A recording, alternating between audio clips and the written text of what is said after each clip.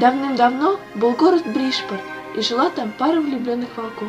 И вот канун Нового года. Рэй решил подарить Алисе браслеты, а Алиса подарила шарф. Затем они возвращались домой. По дороге они увидели пожар. Рэй побежал спасать бедных волчат, но выжить ему не удалось. Алиса не знала, что ей делать, куда деться, но она продолжала жить.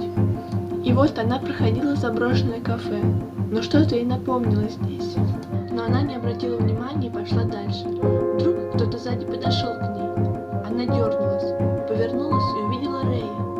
Волчице не хватило сил, и она заплакала. Алисе захотелось обнять его, но когда обняла, он исчез. Волчица начала бегать и искать его, но его не было.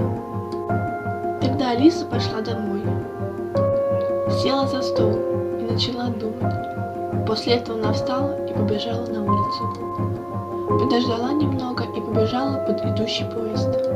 Но вдруг перед ее глазами что-то вспыхнуло. Все было белое, и ей даже показалось, что это рай, но она правильно думала. Она подошла к нему, и это был он. Вскоре Алиса опять не сдержала слез, но это была радость.